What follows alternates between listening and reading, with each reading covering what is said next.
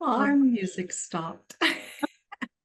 We need to keep it Oh, rolling that to is like get us true. in I here. still dance until I appear, and so that's how the magic happens. Hello, everyone. Hello, Dr. Varden. I'm excited to be here with everyone this evening, talking about all things that are longevity and related to aging, and how Mm. genes can kind of peer into something that is such a magical little hole of wonder, and such something that found so many people's health. Dr. Varden, how are you doing? You're in the midst of embracing new I- life, aren't you? Oh, absolutely. And literally, my grandson was born at midnight, January 15th. Oh, So we have this beautiful little, actually not so little, he was 9 pounds, 9 ounces and 21 inches long. So a big boy. mhm. Life just, you know, gracing his presence in the home. And I got to cuddle and snuggle him and show him off here before we went live. So yes, it is he and my granddaughter and my family are my joy. Oh, I love, and that I think that interestingly is going to become very topical soon as we navigate this conversation of longevity, right? Because I always find it fascinating when people come into my clinic space and they're like, I want to live forever. And I'm like, cool, why? Why?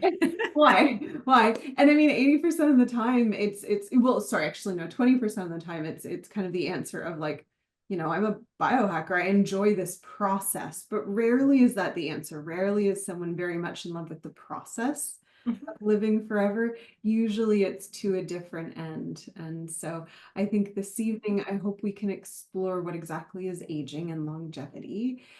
Additional to that, how genes play into that and how knowing your genes can support both those ends. And then lastly, I think we'll conclude, and this is possibly the most important, but all the why behind it, right? Yeah, so as Dr. Varden and I explore what aging and longevity are for all you happy people out there this evening, I wonder if you guys can put into our opening survey who you are, why you're here. Just give us some answers, because as always, we like to make sure that these sessions are very much tailored to you and that we're supporting whoever has showed up and answering whatever it is they want to know. So Dr. Varden, why don't we start with, so the idea this evening is, well, how can your genes help you age gracefully, right? Mhm. So let's first ask the question, what exactly is aging, and why do we care about it? Why is it something that we want to be mindful of as we set up ourselves, our daily lives and our health practices? Well, when we talk about aging, that's a lot of times we think of our chronological age. How Mhm. long have we been born into this life? How many times around the sun have we How gone? many times we've circled around the sun? Yeah. Um, and that time takes a toll on our cells, on our bodies. Mm. The experiences we have, what we call the allostatic load, all of the stresses, and stresses don't necessarily have to be negative. There are Mhm. good stresses, and happiness. I mean, think of when you're looking forward to a big party, Yeah. or you're being surprised by a party, that there's a stress response that your body has.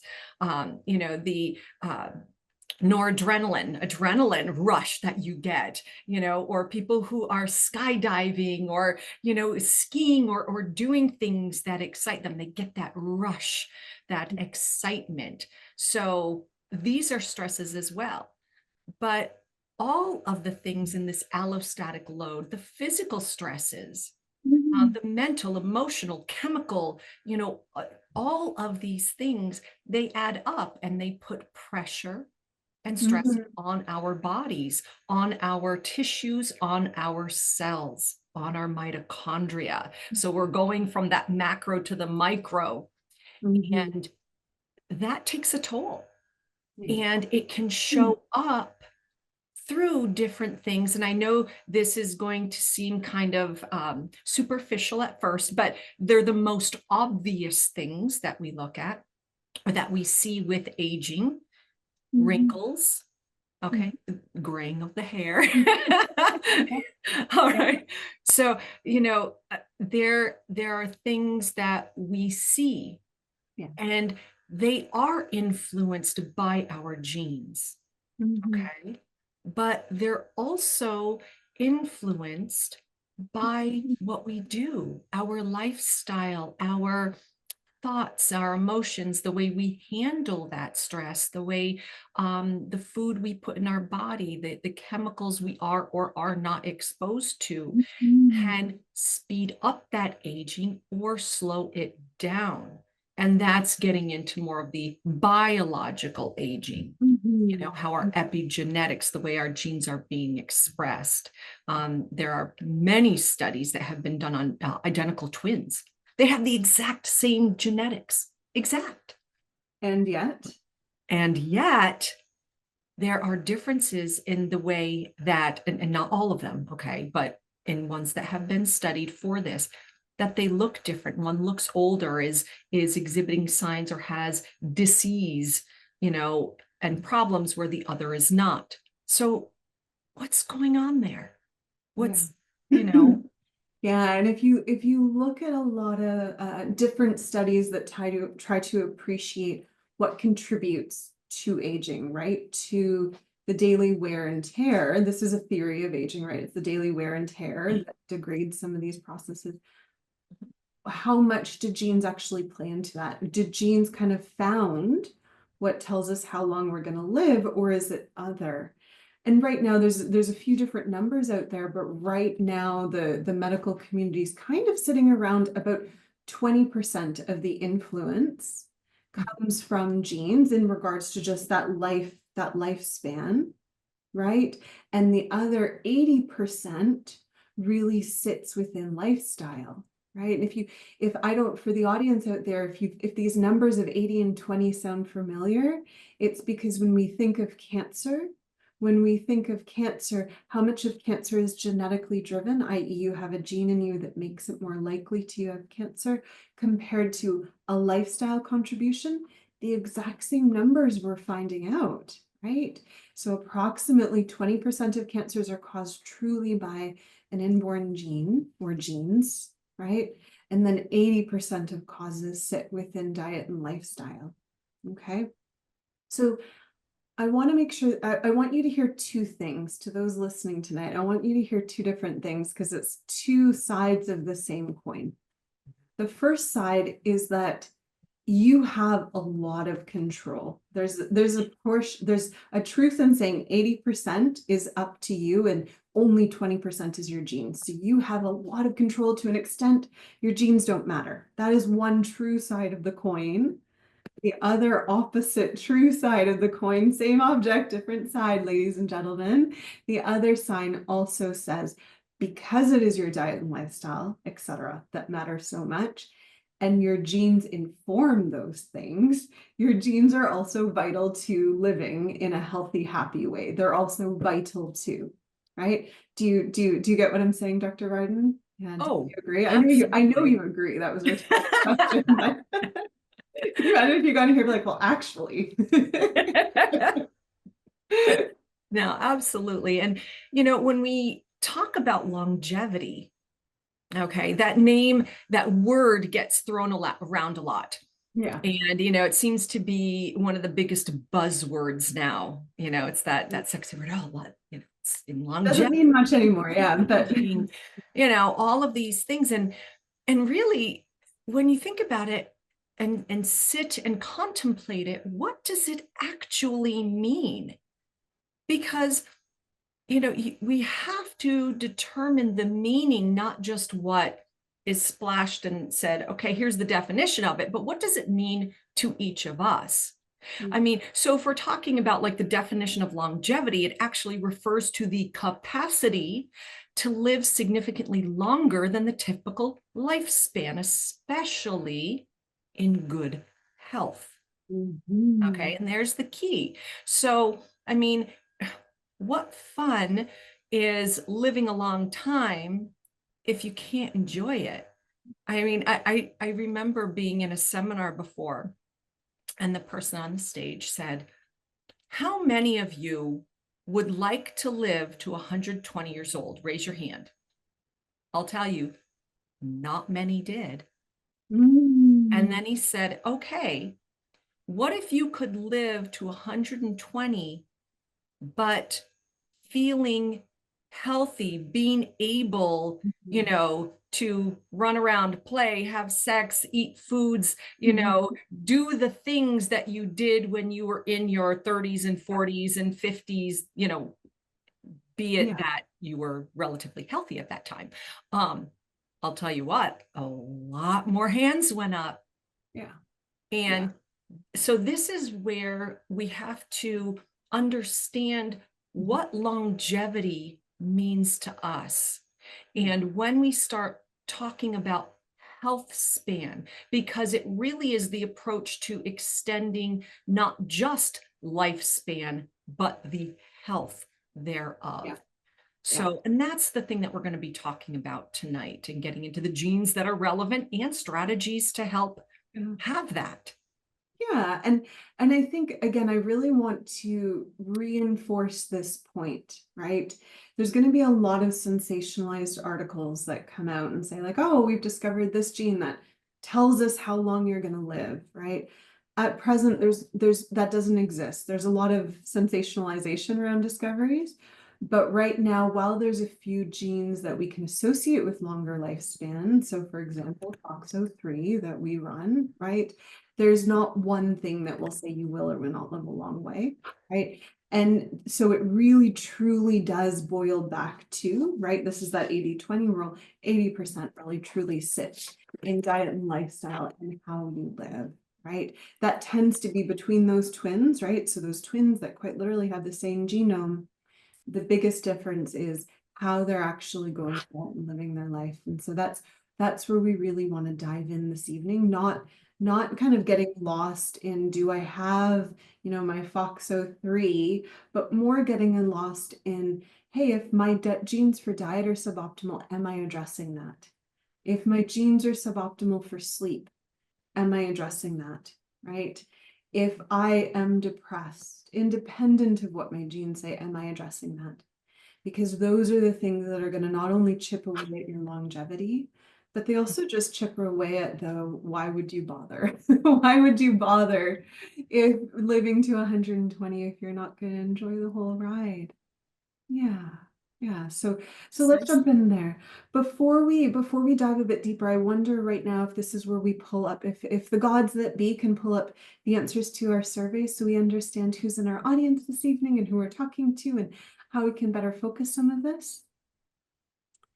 I'm waiting for the gods that be. If not, I'm going to guess, and I'm going to make a caricature. We're going to guess. I'm going to guess, and we're like, all of you said exactly, yeah. There's 5 30-year-olds and there's 10 others. Yeah. All right. So to start with age, 70, a beautiful 75% of our audience is over 60. Hey. Nice. I see y'all.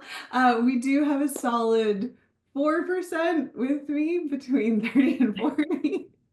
We have another I got almost 20%, 51 to 60.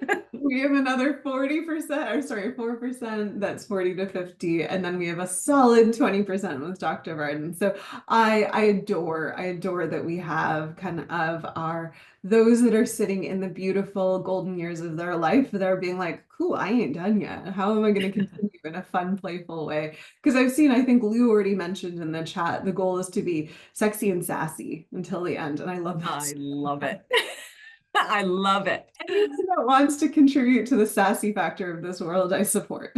I gotta say, my mother is 81, and I have, aunts and friends and everything, that are older, in their 70s and 80s, and my husband's in his mid 70s, and they get to a point where they don't give a shit. It's like they're gonna say they have their opinions and they're gonna let it be known. As long as you have some finesse to it. And I think that really embraces that sassy. It's like you're not afraid, to call things out and to be sassy. And I love it. I think we sometimes filter ourselves too much. And we really need to learn how to laugh at ourselves and just not take things so seriously, which is something I wanted to talk about the longest running study that's going on that talks about longevity and what the key is. So we'll come back to that, but I'll let you finish going over the poll questions. All right. So asking the audience, how familiar are they with the role of genetics in aging? And a strong 62% is saying somewhat, I've heard maybe not all of it. 11% is saying this is totally new to me. And 25% has said, they've heard bits and pieces around it. So we have an audience that is seeking information. 2% of our audience is saying, yo, I know it all and I adore it. Drop your name in the comments, or reach out to us, I guess, more is like we'll chat. I love that you're coming, even though in spite of knowing so much. The last question, or one of the last questions here is, what strategies are you currently applying? And so to me, this is really interesting because we're going to talk through a lot of these strategies at Lens. So 70% of our audience is already following a specific diet plan. Another 70% is exercising regularly. Yo, I see you. Congratulations. I'm getting there. 64% is practicing meditation or mindfulness techniques. Almost 80% is doing supplementation, very specific to aging.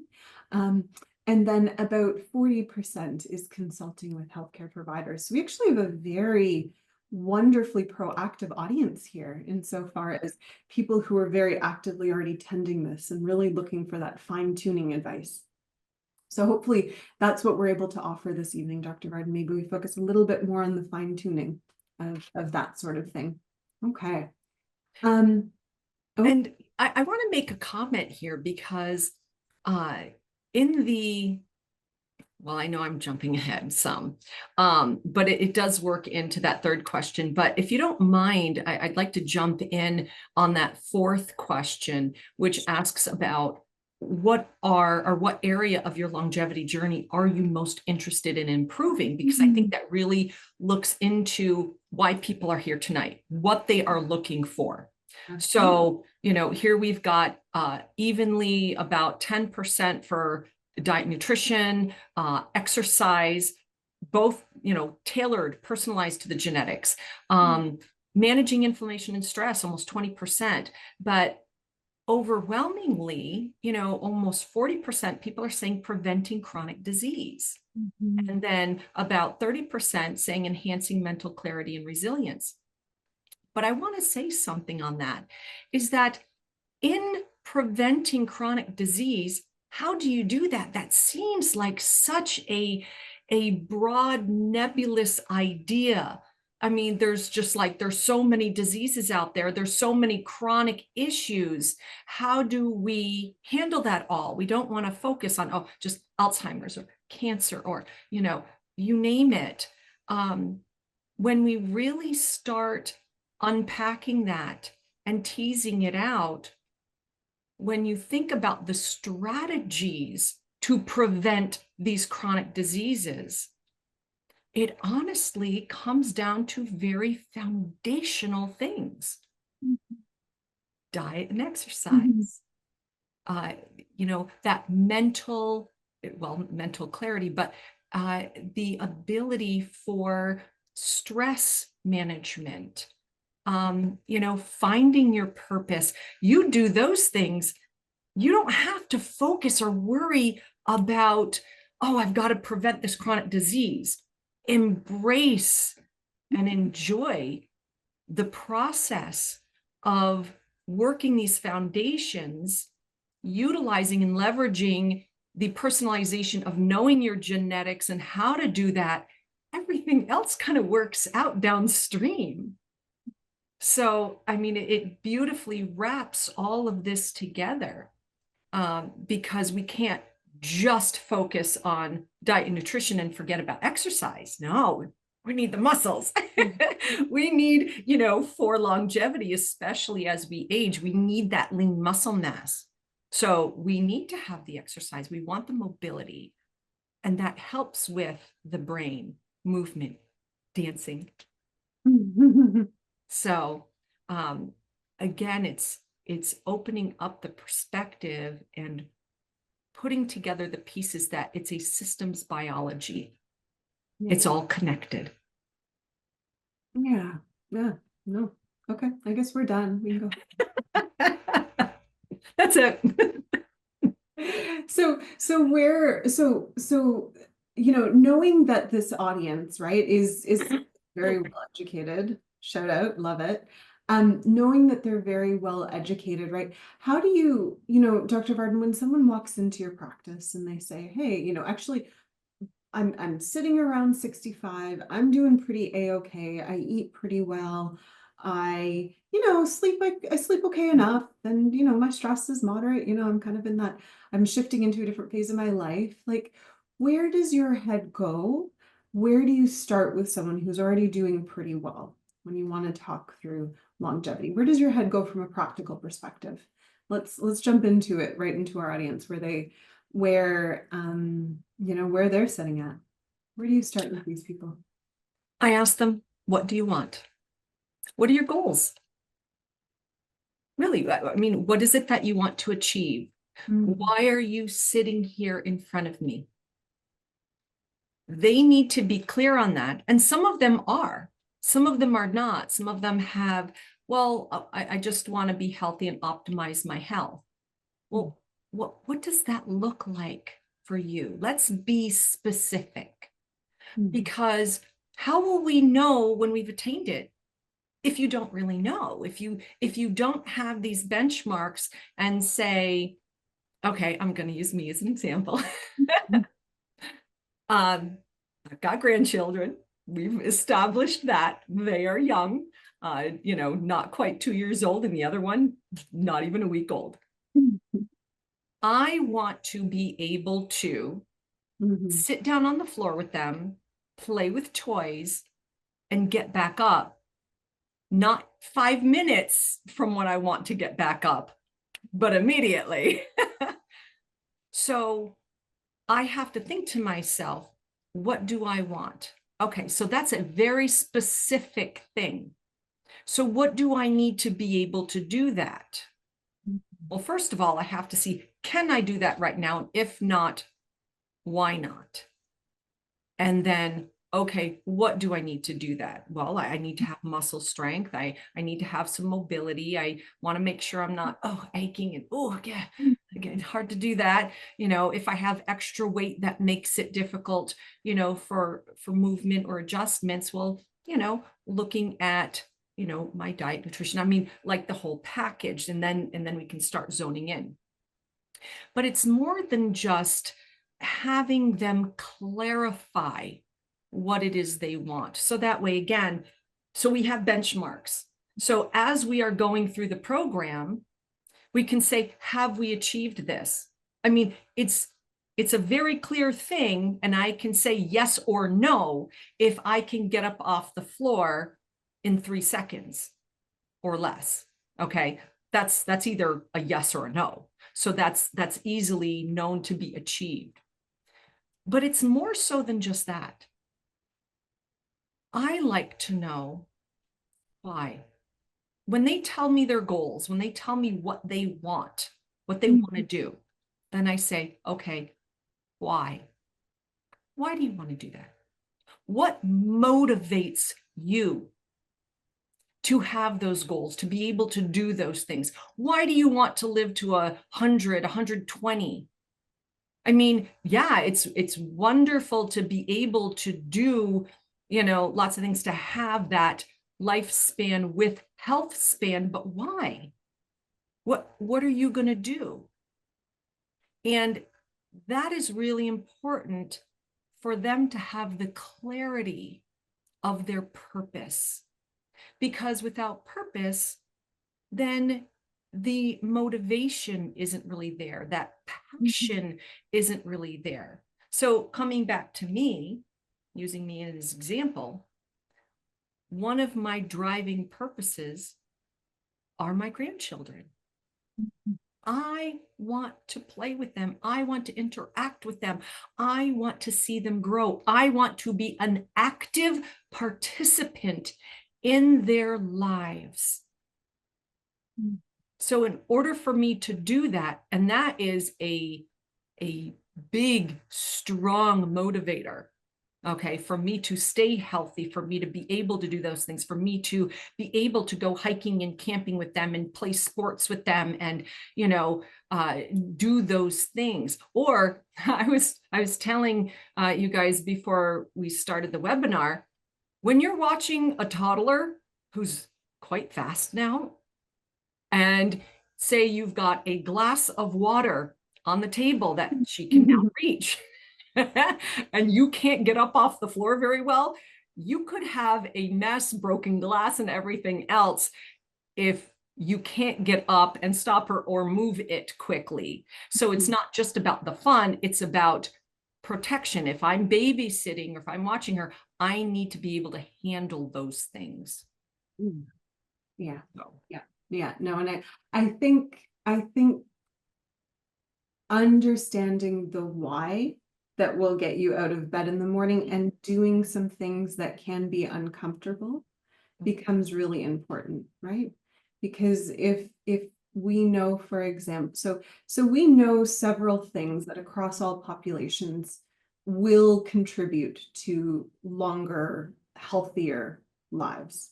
So, for example, we know that periodic fasting, so some, and there's different forms of fasting routines, but periodic fasting contributes to longevity. We know that categorically. I will also say fasting is not pleasant or fun. It is not something you wake up one day and you're like, cool, I'm going to do a fast, right? But knowing that, so knowing those two things, my goal is my grandchildren, my family, then that can maybe help and facilitate a fast.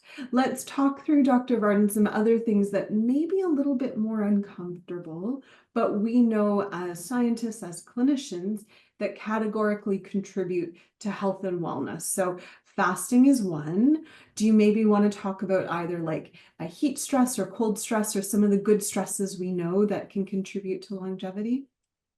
Absolutely. I mean, when when we talk about stresses, which I had mentioned, at the top of this webinar, there are good stresses too, but there are also what we call hormetic stresses. This is where we are stressing the body, where, yeah, it can be uncomfortable, but it is to make us stronger.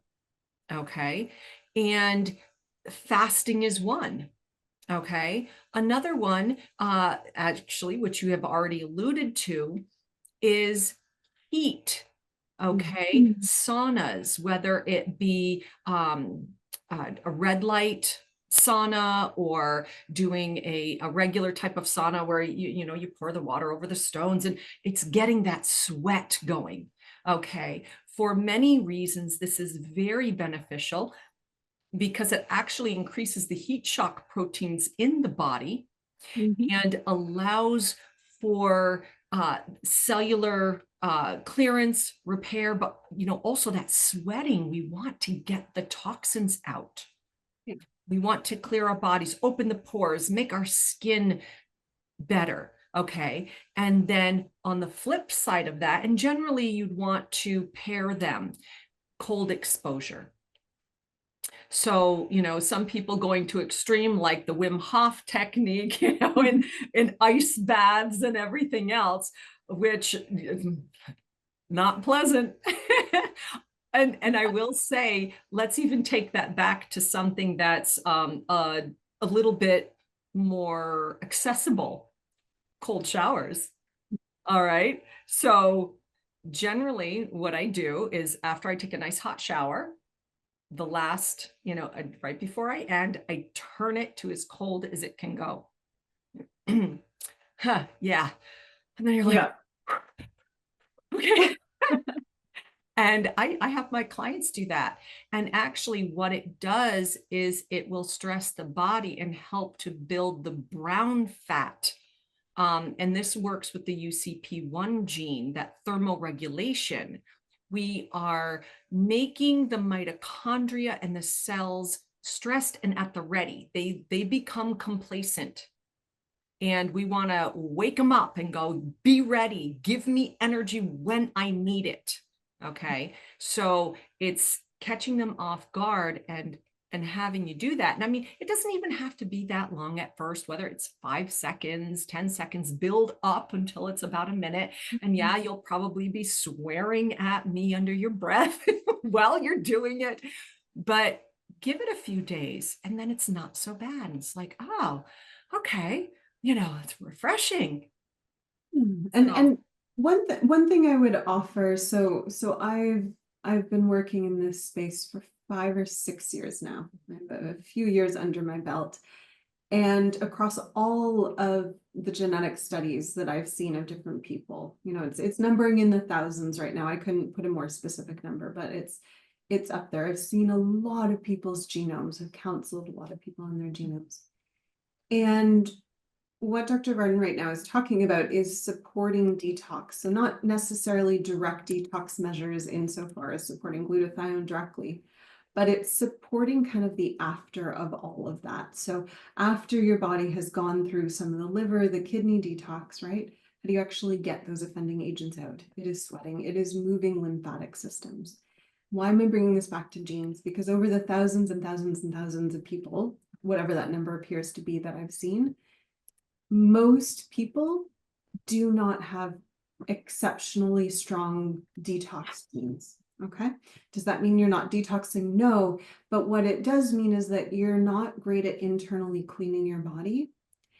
And so doing things that encourage and inspire this cleaning, very, very, very important, because you're not naturally doing it, right? Your genes aren't set up to support that. And if we know that aging is the wear and tear, right, this accumulation of gunk and dirt in the body, we have to think through things that are really supportive of either not putting gunk in there or separately getting gunk out, right? And ways to get out gunk, right? Independent of what your genes are. And I promise everyone on this call, there's at least one part of your detox system that probably isn't great. That means looking at encouraging removal, which is the saunas or the showers, right?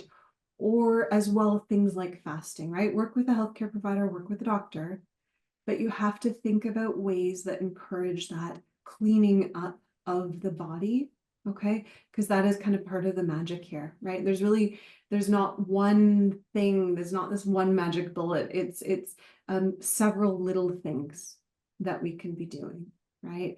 And again, genes really lend to this in the sense of we can tell you specifically where you're not detoxing well. We want to look at how do we then support that. By and large, over the thousands that I've seen, detox is that. So fasting and hot exposures, hot stress or cold stress, all these things help. What are some other things, Dr. Varden, that you think through to the end of cleaning and to the end of, I guess, to the end of supporting a lot of genomic weak points that you see in people's reports?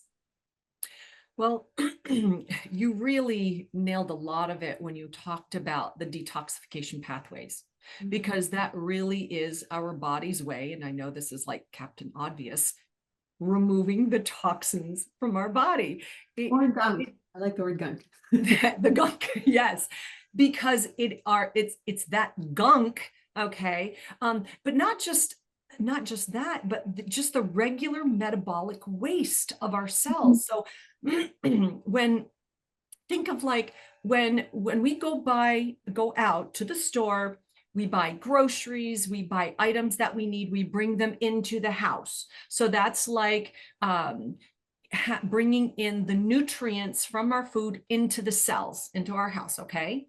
Then we consume them, we metabolize them, the cells metabolize them, we use them for our needs. And there's always some sort of waste, trash. Same thing with our cells. It utilizes those nutrients. It makes other genes express, does stuff, but there's always some kind of trash. Well, what happens with that trash? And includes like buzzwords that you probably have heard of: reactive oxygen species, oxidants. Here we're getting into some of the medical scientific terminology, but this is what it is.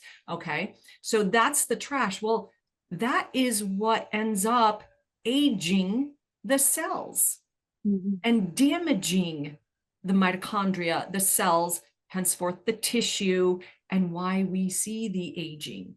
So we have to get rid of the trash. Well, that's what our cells do. It wants to get rid of the trash, and this is our detoxification pathways. It takes that trash, sends it to like the liver, and how do we get rid of it? We get rid of it through, and I love Stephanie's, Dr. Stephanie's Nation. Okay, perspiration, defecation, respiration, urination, all of these Asians. So that's how we excrete and get rid of these toxins. So we have to promote that. And that's where like the heat comes in. When you're doing the saunas, when you're doing exercises, we're sweating, we're getting rid of them. And also making sure, I get back to this because the three main things I talk about, or that I'm, focused on, that we got to make sure the foundations are good. Are you sleeping? Are you pooping? And is your blood sugar regulated? And with that, the pooping part, you've got, absolutely, get that poop emoji going. We've got to make sure we're eliminating, that's the defecation part of the Asian nation, of getting rid of these toxins. If you're not pooping regularly, and we're talking at the very least once a day, but 2 and 3 times a day, you could be reabsorbing those toxins. So it's really important to periodically do some flushes, do some detox, work with your practitioner, also looking at labs, or, challenge that and take it a step back and a step more extreme, right? Because we talked about the why, and we talked about that motivating some behavior that isn't always going to be comfortable. And I'm going to say I'll be a little bit cantankerous, and it's not going to be a result of detox that gets you pooping. Here's Dr. Barton very wisely said, and I'm not contradicting her. I think I just want to bring out a point a little bit more explicitly here. She talked about how often you're pooping per day, how often you're getting this stuff out. Since the 70s or 80s, the rate of colon cancer in North America, Canada, the US, Europe, the UK, all over the world has gone up. And the reason for this, think about 80% of cancer is caused by lifestyle. It is not because we all of a sudden mutated a gene into existence that is giving us colon cancer. It is to Dr. Barton's point that we're not pooping enough. One of our detox mechanisms, which is poop on a daily, right? Instead of it leaving, it sits in your large colon and you reabsorb a lot of that crap. So that means not only as you bring in the groceries, do you have that waste, you also have leftover waste. Think of, if everyone can tell me, there was this time I was sick and I didn't get a chance to take out the garbage for a week. Tell me how stanky your house was. If you're not pooping once a day, it's going to be stanky. And so we can't rely on a periodic detox. We can't kind of get into this mentality that once a month I'll take care of my body. This is where the discomfort of time and time again, it's shown it can't be just that one-off effort. It has to be that daily effort. And this is where we've talked a lot about things that you can remove, right? Removing food for a while, exposing to heat for a while. Let's talk about what you can bring in, right? This is really where a plant forward diet, not exclusively, but a plant forward diet with fibers and antioxidants and things that bulk up your poop and have you go and poop on the daily. This is where that becomes really important. And I would offer, just simply based on statistics, right? Based on how we know the average Canadian or American eats, based on the average rate of colon cancer in this world, which is pretty high, and that's not a genetic thing, right? We know that this really sits in diet. And so I would offer, Dr. Varden, and I know you agree. I'm poking at you because I already know you agree. No, right? This is good. I would offer, we can't kind of reduce this down to a one-off detox. Correct. Or a monthly detox. This needs to be a daily effort of I'm filling my body with plants and other good foods so that tomorrow I'm pooping. As uncomfortable as this might be, because I would prefer French fries over a carrot, or pick your vegetable du jour, right? Thoughts? Yeah, absolutely. And I mean, you talk about some uncomfortable, For people who have the a slightly tenuous relationship with food, Mhm. okay, meaning that, gosh, I'd much rather have those French fries and, the cupcakes and cookies and ice cream and candy and all of this other stuff rather than a, plate full of vegetables and, Mhm. this and that. That can cause anxiousness, that visceral feeling, that anxiety. I know because I have to gently nudge myself when I want to reach for, those brownie cookies or other things that they may happen to bring home or people bring over as like, oh, congratulations on the baby. Here's goodies. And I'm like, no, don't bring And that. let's not fault you for this. I'm not going to call it your genes, but let's also not fault you for this because there's an entire industry dedicated to putting Mhm. you in a position where you're forced to make this decision, which isn't Right. fair. Because at the end of the day, when you've used up all your willpower, what are you reaching for? For me, it's French fries. For you, it might be cookies. This is Well, a I very mean, human thing. it's stuff that's not necessarily great for my body. And, so these are uncomfortable things that we have to deal with that are reality. Yeah. That even though we are in this industry, we know better, we train people, we still have to deal with it every day.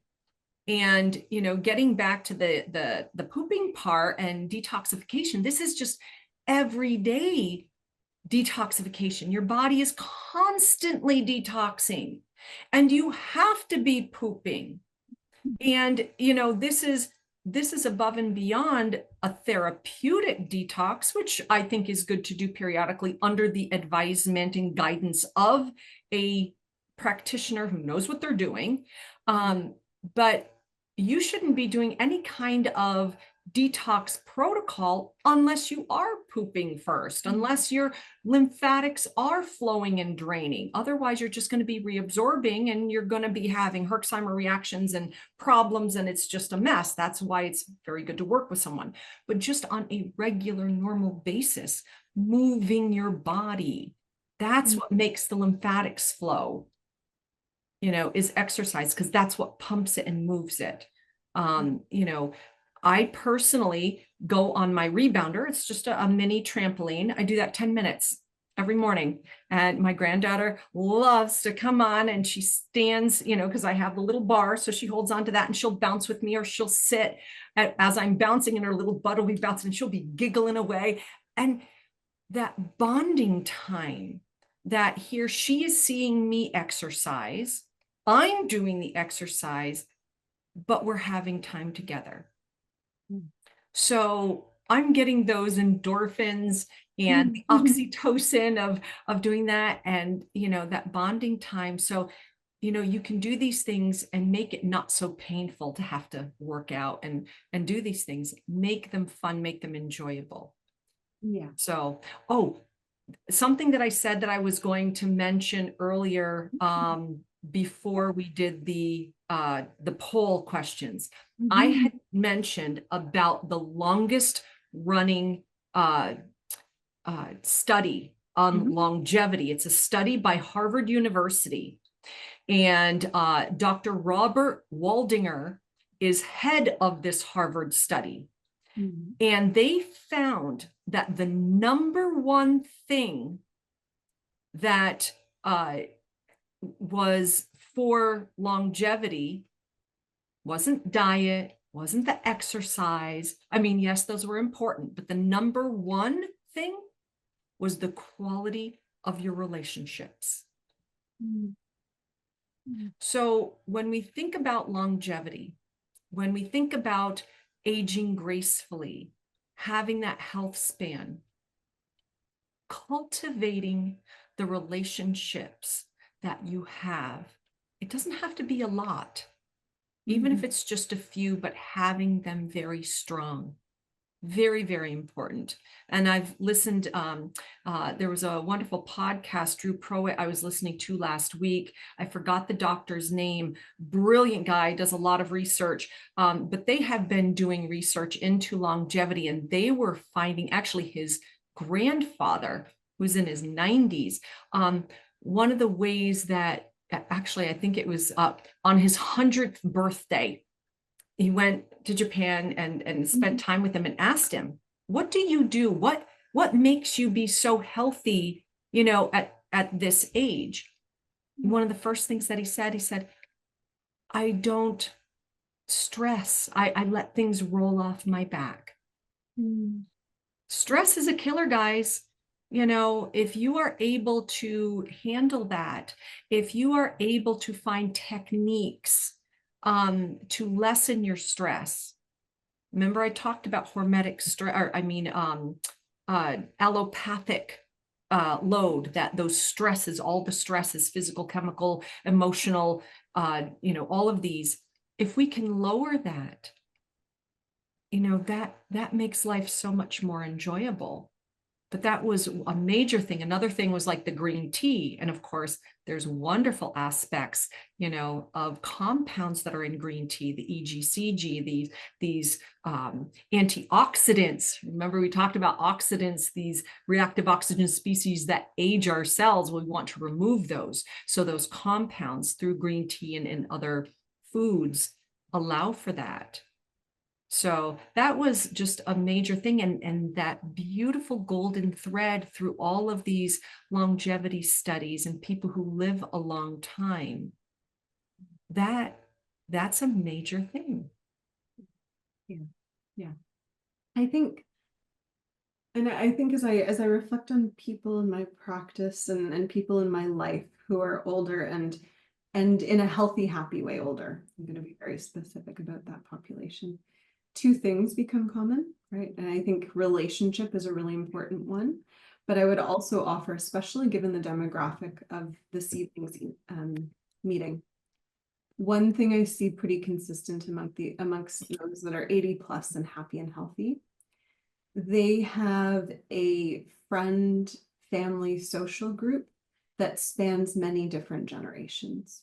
Right. So they do have friends and peers that are their age and can kind of reminisce about similar cultural experiences and, laughing at, telling to people to get off their lawn, things like that. But they also have connections to different age groups, to the end of, like Dr. Varden, you get down on your hands and knees and you play with your grandchildren, to the end of you're offering wisdom to people at different generations and you're engaging with your brain in different ways, to the end of, right, you're exercising your brain in ways that your peers by the alone would not be able to inspire. Different situations, younger people are going to challenge you to learn different things. They're going to make you laugh in different ways. So I think social connections are important, but what I'm seeing percolate as well a lot is through different strata, through different population ages. So for those that are on the call tonight, if I could task you with anything, it might be, go reach out to a 20-year-old, a 40-year-old, go make a new friend who's not, in your 60 plus whatever bracket you're in. Dr. Varden, yeah, I see. I just wanted to mention, so I dropped in the chat an article about that Harvard study and what they found, that secret to a long, healthy, happy and successful life, and the doctor's name who is the head of that Harvard study. So if you're interested in looking into that, there's a place to start. So I mean, it's just fascinating.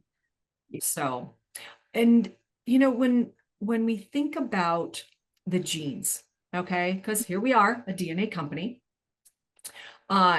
what genes that can help personalize these interventions of the things that we've been talking about, okay? So if you look into your mood and behavior reports, how does your your processing, as far as when we talk about, oh, well, we want to be happy and healthy and non-stressed and let things roll off our back, but we tend to be more anxious and ruminate over things. And, say our TPH2 gene is dysregulated where we're not making as much serotonin, or our 5-HTTL-PR gene, that serotonin transport is dysregulated. Okay. You know, where we can get overwhelmed. Knowing where your weaknesses are, or areas that you can go, okay, I need to focus on this. Say your BDNF may be off and you tend to ruminate more, or you start worrying about things. Realizing you're not broken. Okay, there's nothing wrong with you. You are the way you are. And how do you want to be? Leverage that information to learn techniques, to get tools, so that way you can work with the cards you have been dealt to be where you want to be. Because yes, it can happen.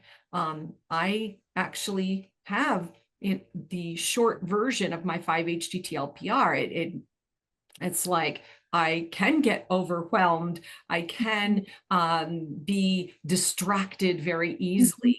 So I just had to learn techniques on what to do so I could stay more focused. So, even though my BDNF is optimal, I have an epistatic effect, which makes me ruminate and think about more, makes me read into things more than I should. And I've just had to learn to go, screw it, I'm not going to do that. I'm only in control of me. If I'm not sure what that person meant by saying that, or the way that they said it, instead of me running with it and taking off and thinking, oh my gosh, what did they say? I just ask, just chill and just go, hey, what did you mean by that? And I take the perspective of, they weren't thinking or trying to be mean. Of course, sometimes people do, but hey, you know what? I'm not going to take on that stress. That's their issue. But these are techniques that I've had to learn over the last 54 years. And I constantly work on it. Yeah. So realize this is a work in progress. But knowing your genes, or, like what you were talking about, Dr. Krista, about the detoxification pathways. You're absolutely right. With the hundreds of people that I have worked with, I have never seen one person that has optimal genes in all of their detox pathways. Never. Okay. So there's always areas of weakness that we need to support, but it's knowing where those weaknesses are and what we can do to support them.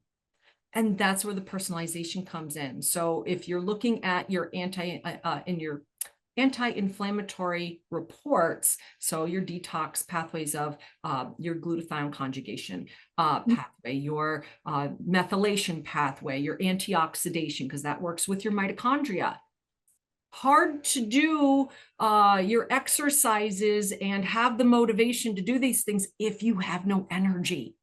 So we need to make sure your mitochondria are making ATP, that you have the energy to do the things you want to do, to be healthy, to live a long life, to have a long health span. So I love it. And I wonder if that kind of be the cherry on at least our offerings when we transition into questions and answers. yes. Makes sense? All right. Beautiful. So, yeah, I think if anyone in the audience still has some questions and answers, feel free to include them in. I think we can keep the question and answer window open probably for another 5 minutes. So any thoughts, please pop them in. Angela has our first question. So can a DNA test reveal a tendency or predisposition towards arthritis? She is about 10% Indigenous as well. And they do not process sugar or flour well. They do better on a Paleolithic diet. So a few thoughts for you, Angela. First, I'm going to first unpack the Indigenous element of it. When it comes to genetic research and how we apply that to people's health, one of the bigger weak points right now within that, there's two populations I always guard against counseling because we don't have the strongest information. That would be the First Nations or Native American populations. And then separate to that, African diaspora. Those two populations, we don't have necessarily the strongest translation from those genes into health outcomes. That said, we're forming a better and better idea. So I think it's important with that ancestry to always be mindful as the research develops, because I think science is starting to catch up with better population distinction as they understand different health advices. This said, you do have a very wise point in that traditionally these populations don't fare well with high sugar diets, nor do they fare well with kind of sitting outside of what is considered a Paleolithic diet. And so for the audience, that really means sticking to, if it comes from an animal or it comes from the ground, so if it comes from a plant or an animal, you're A-okay. If it comes from anything else, not so much. And that's really a question of processing, right? And I think while absolutely that's probably very true within First Nation populations, it tends to be true in most populations. One of the best ways I'm finding through research to guide how you're eating is, how did your ancestors eat, right? So someone with Mediterranean origins would have a different diet per se than someone with First Nations origins. Okay. But when we come to arthritis, so let's first unpack that, right? Arthritis really means inflammation within the joint. And there's many different things that can lend to that, right? There could be a rheumatoid, which is more an autoimmune condition. This could be osteo, so kind of wear and tear where your joints are shoving up against one another instead of having some fluid to comfort them, right? There's many different causes to that. So I think working with a doctor to know your family history as to what might be lending to that, as well as diet and lifestyle, will be really important. Now, that said, I want to make sure we leave you with an answer here.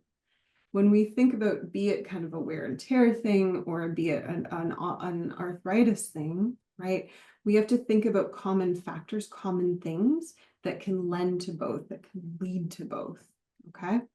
And this is really where that, to your wise point, diet and lifestyle and things that create undue inflammation in the body come to be, right? So what does that mean? That means if you're eating a diet high in sugar, that creates inflammation in the body and will lend to arthritis, right? That means, especially if you have genes that don't lend well to detox and recovery, okay? That means that kind of not offering yourself the rest and recovery in between more strain on the joints, right, will lend to either of those outcomes, right? Now, after that, I think it's really working with the doctor, because rheumatoid and kind of some of the more autoimmune conditions need to be treated very differently. There's very specific things that can lead to inflammation there. But I think there's a lot of wisdom in understanding from your genes the best way to eat, which if there's some First Nations, keeping that low sugar diet is going to be important. And then as well, ensuring you know how you detox and recover, so that there's fair time in between that rest and that recovery period, that ability to properly detox the body. I think that would be where I would start with those sorts of things. Yeah. So I hope that was helpful, Angela. All right. I guess Dr. Varden, maybe you want to take on this next one. It's coming from Audrey. What specific genes to consider when talking about postmenopausal HRT?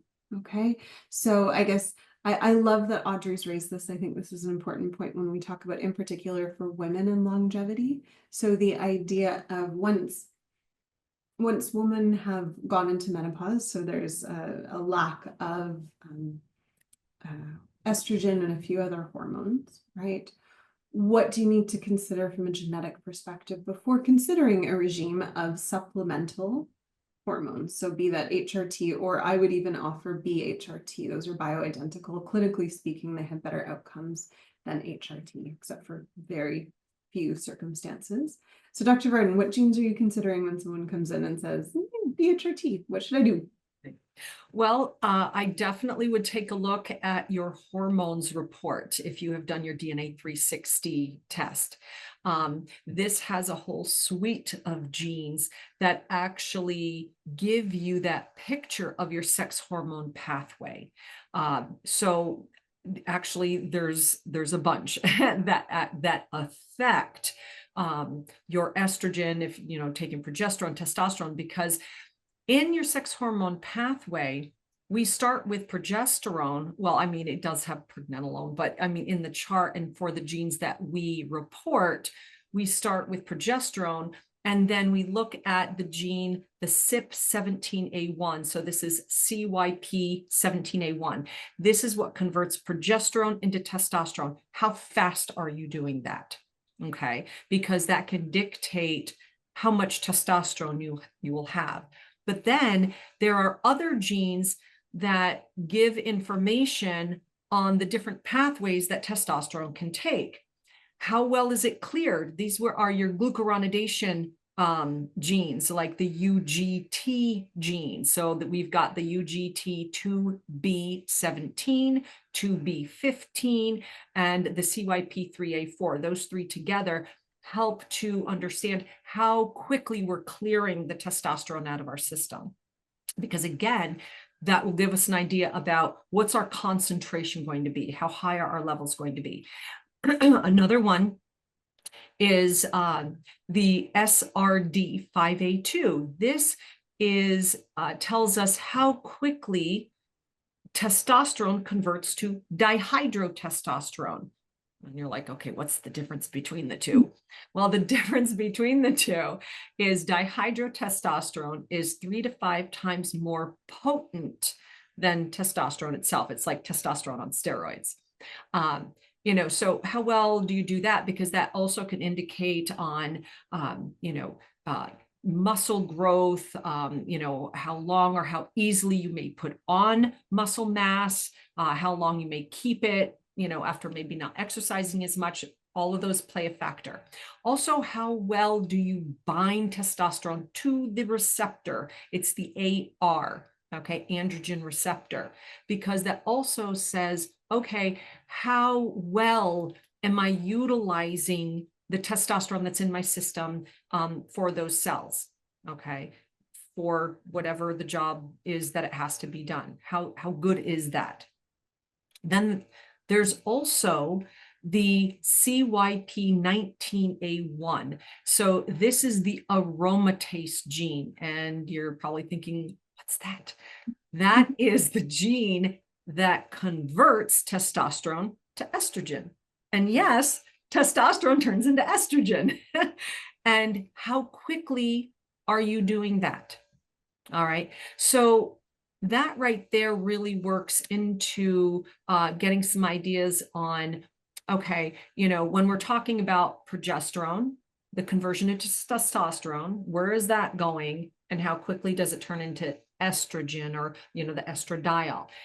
Then we actually look at the 3 genes that metabolize the different estrogens into their metabolites. This is really important, especially when it comes to hormone replacement, because it's, do you tend to metabolize your estrogens into one of those metabolites faster than the others? And there's 3. There's the 2-hydroxy, 4-hydroxy, and 16-alpha hydroxy. The 4 and the 16-alpha are more inflammatory. And so this can cause more stress to the body, more inflammation, and a whole host of other things.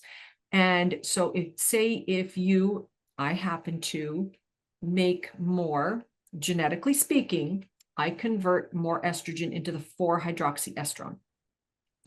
Well, why is that important? Well, first of all, I want to make sure that I'm not causing more inflammation to my body. Okay. And there are ways to lessen that conversion and to help with clearance. To lessen the conversion, things like cruciferous vegetables that have DIM, okay, diindolylmethane or I3C, or, doing broccoli sprouts, things like that.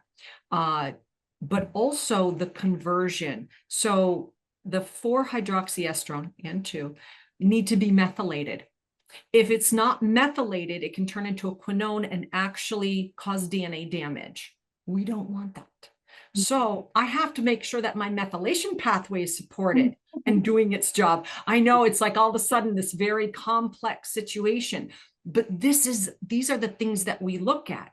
These are the genes that are important to make sure that this whole process, what are we working with? What are the cards you've been dealt? And then how can we support the weaknesses? And then where does hormone replacement therapy come in? And then making sure that we support these processes as well. So yeah, there's a lot to it, but absolutely, those are some of the specific genes that we look at, when it comes to hormone replacement therapy and just in general, your hormones. Yeah. Yeah. Yeah. And I think in particular for women, examining if BHRT is appropriate for you is probably one of the better things you can do for longevity, especially from a tangent. Right. Yeah, and we've done several webinars and podcasts about this. So I highly encourage, if you want to know more about that, please go to our YouTube channel, go to, our site, take a look and watch those, because we do dive deep and we talk about the different types of hormone replacement therapy. We talk about the studies. We talk about the Women's Health Initiative back in the early 2000s and how all that, affected the trajectory of hormone replacement and what we have learned since then. So, I mean, Dr. Betty Murray has provided just brilliant information. So yes, please take the time and watch some of those. Yeah, yeah.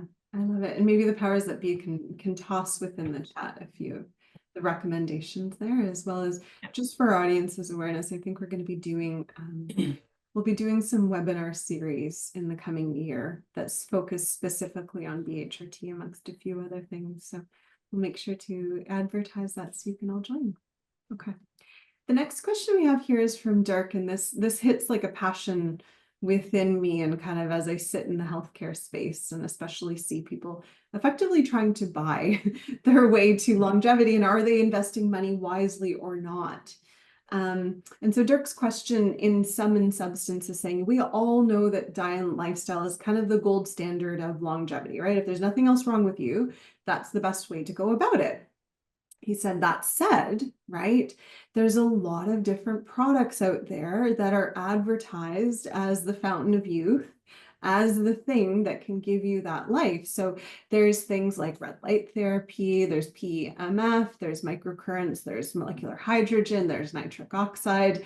There's a lot of different things. There's millions of supplements that are all positioned as this fountain of health. And when you take some of these, when you participate, when you buy, and when you do some of these, you actually do feel better, right? So he's not listing things that are not helpful, right? But he's saying, especially if you're not addressing diet and lifestyle as the core issue, things come back. And so he's kind of asking, where is this happy balance between the two, right? How much do you invest in diet and lifestyle? How much do you invest in kind of some of these fun technologies, right? The term I call them is techceuticals, right? So it's not a pharmaceutical, it's not a nutraceutical, it's a techceutical. And as the future cyborg, I don't like dismissing any of these. That said, I'm also very mindful of them because many of them are birthed out of a place of give me your money. So I'm always questioning, is the money better going towards good food, or is the money better going towards whatever the tech product is? And here's where I'm going to land on this one. So a lot of my initial training before I fell in love with genetics was sitting in the cancer space, sitting in adjunctive cancer care. So we look at, as people go through traditional therapies, Western therapies, chemo, radiation, how do we support that journey? How do we heal the body so that it can better receive and not succumb to the treatments that are meant to keep it alive? And this is where a lot of many of these therapies were birthed, right? This is where you see huge utilization of red light therapy. This is where you see huge utilization of certain waters and certain supplements and certain things, because they very pointedly can go into the body and facilitate healing. And if we're coming back to this idea that aging really is just kind of the wear and tear to a certain extent, the accumulation of gunk and junk within the body, right? If we're coming back to that, therapies that if they can help clean up the body through cancer, right, they can kind of help clean up the body through the daily wear and tear, right? So I would offer I don't think money is always wasted on these things, but I would say if you don't have the foundations of good diet and lifestyle, that's where money and energy need to go. Because the other things, they work, they can, depending on the product, so not all, but certain products can work exceptionally well in supporting recovery of those with cancer or chronic illness. And they are cornerstones and vital to that. So they work, right? Blanket statement, but most of them will work. But if you're otherwise healthy and your problem is truly you eat too much sugar, there's not enough red light in the world that's going to fix that. So I would say always start with diet lifestyle. And then if you have that extra income, that extra play money, if you will, absolutely go ahead and explore these things, but they're not going to be this magic bullet solution. They work, but there's an element of they're never going to be able to cure a bad diet. They will never cure the fact that you're staying up all night and not sleeping. Okay, so just a thought. I think if you come into the space and you're healthy, that's the answer. If you come into the space and you're sick, right, there's something going on, then that's when we talk about using these in more of a medical way, and they can actually be the first line and a game changer. Okay, but for the general audience out there, be mindful of where you're investing your money. I would invest it in good food, etc., before I would do that, assuming you have a good baseline of health. So Dirk, Yeah. I hope that was an answer. The passion of mine, because I'm passionate about products being wisely used. And so, because I think sometimes products get bad names if they're not widely used, even though they're a great product to begin with. Yeah. And just remembering that they are tools, Correct. not the root cause solution. And, Mm. even though they can be used, like you said, they can be transformative when used alongside that healthy lifestyle, sleeping and adjusting that, good food, lessening the stress, breathing. You want to start doing some free things. Start doing some breathing techniques. Breathe through your nose, use the full volume and space of your lungs.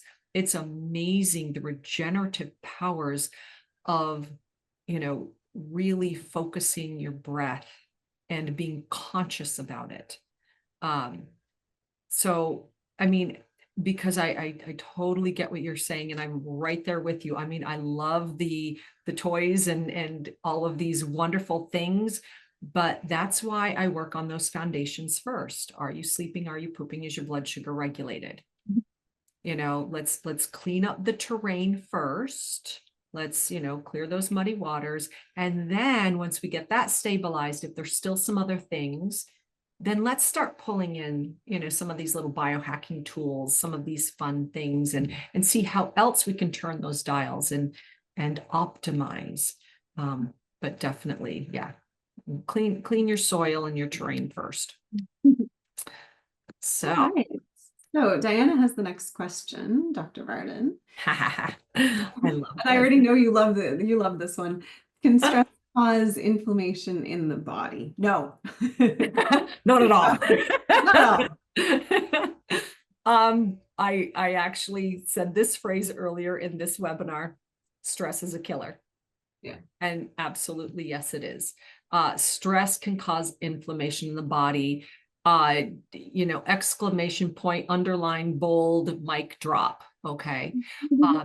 Chronic stress triggers a cascade of these physiological responses that promote inflammation, which over time, if you don't get yourself out of that stressful state, can contribute to a whole host of health issues. Okay. Because it really starts dysregulating the HPA axis, hypothalamus, pituitary, adrenal. Okay. And it is there that the stress hormones like cortisol, adrenaline, norepinephrine are being released. Now, granted, they are important. We need them. Okay. We want our cortisol to rise, within a couple hours after waking up to, it will initially, wake us up and go, okay, time to get up, and that get up and go and get going for the day. We need that cortisol, but then we want it to go down. We don't want to be like the whole day. We need to calm ourselves. So it's the recovery that is really important. But of course, our society is not the best, when it comes to all of the dings and notifications and pings and this and that constantly trigger those spikes of adrenaline and cortisol. And that is where we get to that chronic state. And, initially, I do want to state, because cortisol is very important. Initially, it does have anti-inflammatory effects. And helping to suppress the immune system to prevent overreaction. But again, it's when it starts getting chronic and dysregulated. That's when we start having the imbalance. And yes, that is going to affect our sex hormones and start throwing those things off, start, messing with our gut. You start having overreactions to your immune response. So not to mention neurologically, you get neuroinflammation in the brain, and that can lead to depression, anxiety. I mean, it can lead to a whole host of things. And I don't want to seem like, oh, Debbie Downer, holy shit, what are we going to do? And all of this. It's just like, okay, remember, we want hormetic stress. We don't want chronic stress. So, all right, we'll get to the other questions. No. It's perfect. It's perfect. All right. So Marianne is asking any supplements or techniques to increase BDNF. Yes. I'm gonna let you take this one because yeah. No, and I think the interesting thing of this is all of the things that we've already been talking about to a certain extent will increase BDNF. Okay, so heat stress, one of the best ways to know genetically if you're not someone that produces a lot of BDNF is, do you love a hot shower? Your answer is yes. You're probably amongst those that don't produce it well. So heat stress is really good for this. Exercise, okay. By and large, most of the research sits with cardiovascular, meaning kind of like the running sort. But there is small supplemental studies that you can spike your BDNF to a degree with more weight resistant training. Fasting under the supervision of a doctor. And I'm not talking time restricted eating. So some people kind of do windows where for 8 hours a day they'll eat and the balance they don't. This is more the sustained, 48 to 72 hours sort of fast. So talk with the doctor. That will really help with BDNF. Okay. There's also supplements. One of the bigger ones that I think too is green coffee fruit extract. So this is not something you get in your morning cup of coffee. Okay. That process kind of kills the extract. But this is very specific. It's a supplement. You can find it in our BDNF optimizer, and it's something that is shown to really help elevate BDNF, at least within the serum levels. BDNF is made in the brain, so we can't really study the brain, but the proxy markers that we have, the things that give us evidence of what's happening in the brain, it will be elevated by that. Depending on how big you are, most people start in and around 200 milligrams. I highly recommend it being something you take in the morning. There's minute amounts of caffeine in it, meaning if you have even a cup of tea, you've far exceeded the amount of caffeine in it. That said, it is something that stimulates the brain. And so it's not something ideally that you're doing before bed. For if the powers that be are on, they can also, there's a few webinars we've done on BDNF. And so, Marianne, if you're interested in it, possibly jumping into the webinars that we've done, because we go through a lot more intimately what can be done there. All right, Dr. Barden, Marianne has another question for you this time. Yes. How do you increase mitochondria? Well, when we're talking about mitochondria and this, I love mitochondria because they do so much for us. They are not just the powerhouses of the cell making ATP, adenosine triphosphate, which is the energy currency of the cell. That's what we need, okay? But they are environmental sensors of the cell. So they're reading what's going on and determining whether they need to cause cell death or, death in themselves, called mitophagy, okay? Or if they need to make more of themselves, called mitogenesis, okay? And that's, one of the things you're talking about, increasing mitochondria.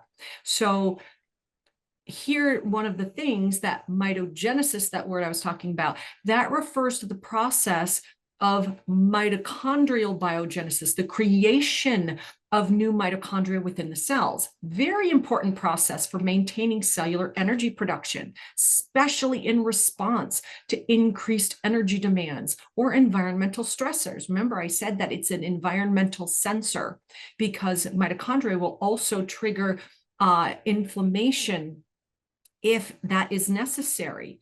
It does a lot of different things. So mitogenesis ensures that cells have enough functional mitochondria to meet the energy needs, optimize metabolism, and maintain that cellular health. And so how do we do that? The ways that we've been talking about tonight. That heat exposure is wonderful. Fasting, this is a way to clean house. Okay, when you've got old, worn out cells, old, worn out mitochondria, we've got to clean house. Okay, guys, you did your job. Thank you, but shush, go away. we need to get new ones up and going, ones that are ready and raring to go. And this is where that hormetic stress comes from. Doing the heat, doing the cold, stressing the body to say, okay, we need to make you stronger.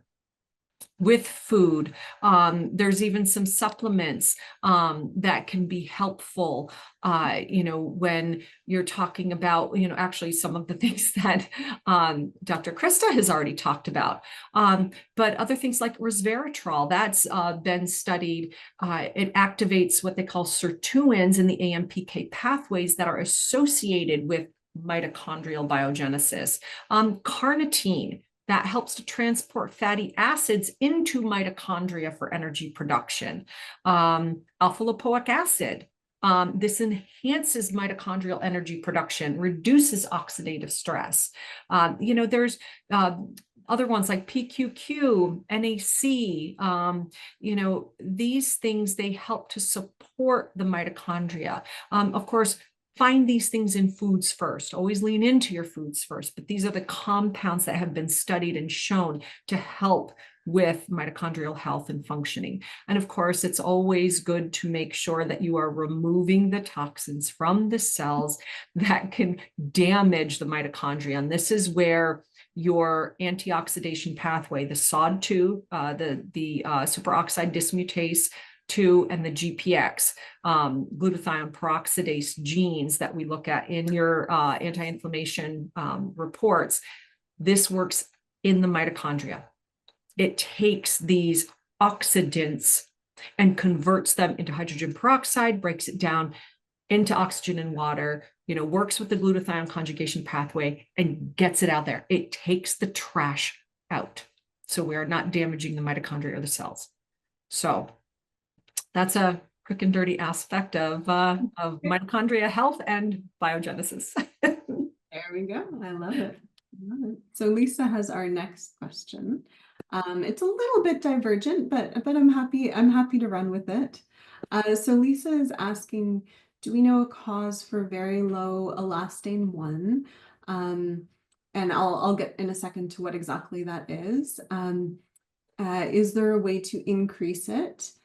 She's been taking enzyme supplements at meals now, and has also taking betaine because she was told she has low stomach acid, but also wondered your opinion on medication that is given for that as opposed to enzyme or like a supplemental enzyme.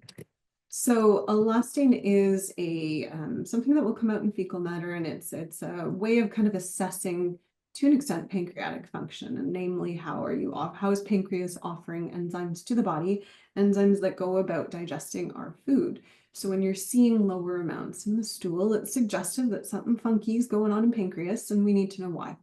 Lisa's saying, so far we haven't found anything.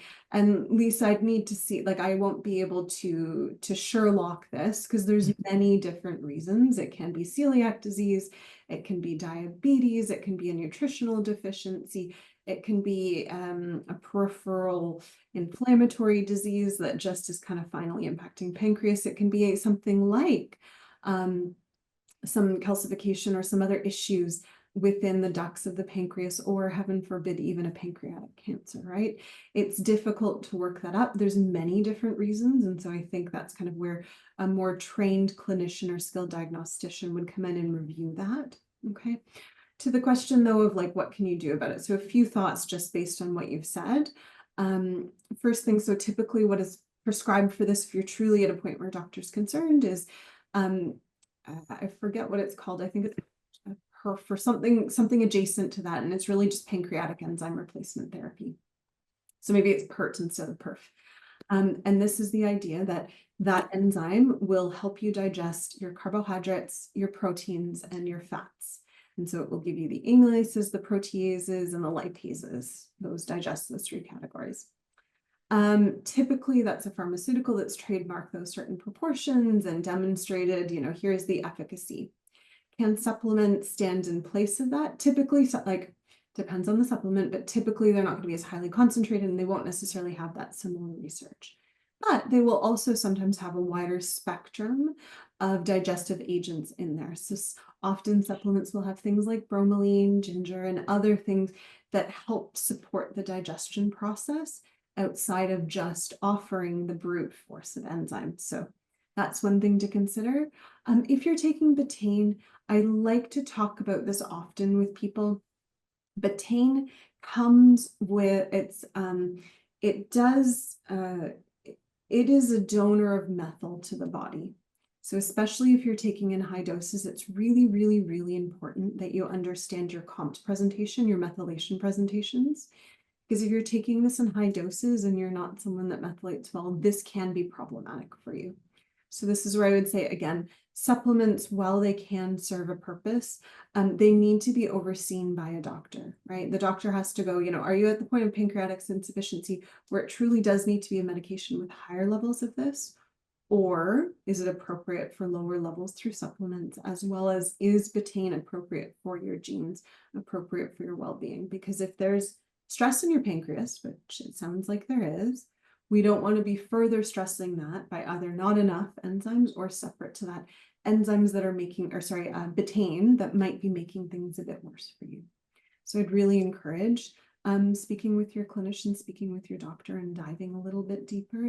And for those that are on the call kind of listening to all this, as we get older, pancreas, needs a little bit more love, needs a little bit more support. And part of that is going to be including blood sugar regulation, which we've talked about. And part of that might be considering digestive enzymes, because she's going to be putting out a little bit less as we climb up there in years. And so oftentimes having supports of digestive enzymes for many people can be game changing, because it means you have better access to the food that you're bringing into your body. So Lisa, I hope that was helpful. If you want further advice, don't hesitate to reach out to the clinic. We'll see if we can be a further discerning support for you, but make sure you check in with your doctor, because I think there could be a lot of reasons of what's going on there. Yeah. All right, Dr. Varden, are you ready for our last question of the evening? I am, and hello, Janice. Oh, it's so nice to see you. I'm so glad that you join us for several of our webinars. Okay, so Janice is asking, if in a blood test your DHT, dihydrotestosterone level, is normal, is that a true reflection of DHT levels? And then she just goes on to say, that she happens to be a postmenopausal female. She's codominant androgen estrogen profile, and her SRD5A2, that gene that I had mentioned earlier that converts testosterone into dihydrotestosterone, she happens to have a fast version. So let's discuss the blood test of DHT levels. Is that a true reflection of those levels? Well, that depends because levels in the blood may provide useful information, but it may not fully reflect all of the information of DHT in your body, because DHT can be in the tissues. DHT is primarily active in tissues.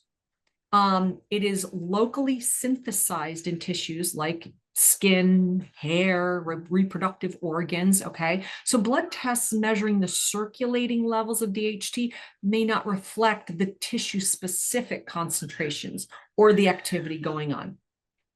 So therefore, it will be a reflection of what's circulating in the blood, but not in the tissues. And there are different aspects. There are factors that actually influence DHT measurement. For example, hormone binding proteins like sex hormone binding globulin, SHBG, which oftentimes is measured, when you get hormone blood work done. DHT in the blood exists in both a free form, active, and in bound forms to this sex hormone binding globulin, okay?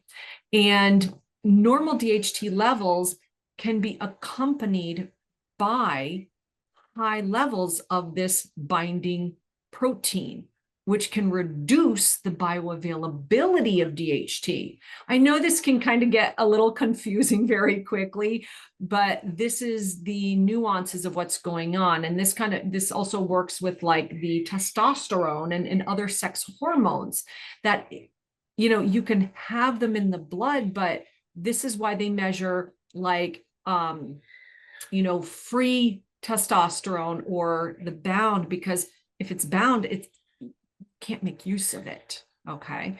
Also understanding that hormone levels fluctuate throughout the day. DHT levels are usually highest in the morning. So what time of day did you get your blood work done? Also, when we're talking about serum DHT tests, they are standard, but they may not be as sensitive as like saliva or urinary hormone tests, for measuring the biologically active DHT over time. So, there's a lot of aspects that go into, here's my blood, these are the levels, and, so be it. Okay. There are all of these other little nuances that need to be taken into account to really be the Sherlock Holmes of, looking at things, to not miss something that may be important. Now, talking about after menopause, androgen levels tend to decrease, but with, you've got a codominant androgen estrogen profile. So your body might still be maintaining higher androgen activity than an average person or postmenopausal female like me who is estrogen dominant, okay? And that could explain, some symptoms that you may be having. And I don't know, I'm just going theoretical here. And this certainly is not any advice, this is just educational, theoretical information. But if you happen to have any symptoms that are due more toward androgenetic activity, that could explain even with normal levels. So, there's a lot of different things. And this is where, looking at other tests, even combining it with other blood testing, or with like saliva, or doing like a Dutch test, which is a dried urine test for comprehensive hormones, to really look against all of these different things can give a lot of information and help. And of course, working with a practitioner who understands all of this. Dennis in the chat has added that it sounds like the concern sits with a little bit of hair loss. And so I think having a clinician really go over this is important, because we want to make sure the hair loss is truly more an androgen hair loss, as opposed to a lack of estrogen, as opposed to a lack of thyroid, as opposed to a lack of nutrition, right? Often hair loss can sometimes be boiled down to nutrition. And so we don't want to be putting you on some strong hormonal agents when there's a different reason behind it. So working this up with a clinician that you trust, it's going to be really, really important. Yeah. And I mean, considering hair loss, guess what, guys? Guess what causes hair loss as well? Stress. Oh, Stress. full circle, full circle. Yeah. Yeah, and I think on this very circular note, Dr. Varden, thank you. Thank you. It's been so delightful to really hear the passion that you have for all of this, in particular, this really important question of why, right? I think the why is very important. So thank you for offering that to the audience that is here. Thank you. We're so excited when people And come to nerd out at you know, this. I love doing these webinars with you. You are such a Mhm. wonderful host.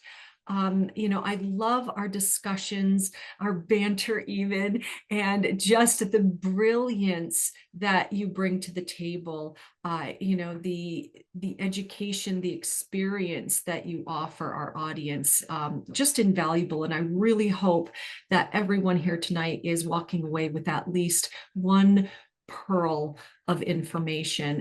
And the chat is still open. If you have, let us know what one thing are you walking away? What did you learn tonight I from what like we're that doing? question. I would Mhm. love to see that. Mhm. And I want to say thank you, everyone, for joining us, for sticking with us, and asking such wonderful questions. Oh, beautiful. I really appreciate these because I learn too. I'm constantly learning, from our audience, from, my co-hosts. Longevity, constantly learning. Yes. Getting Yes, I never want to stop learning. I learn something new every day, and so much appreciation. So, Well, thank you so very much, Dr. Redden. Thank you to those that are hanging on. And do let us know, be it in the chat or email, what you learned, what you want to learn more about. We want to make sure that these are always in service to you. And now it is time for us to dance out. So if you're still here, I hope you dance out with us. Au revoir, mes amis.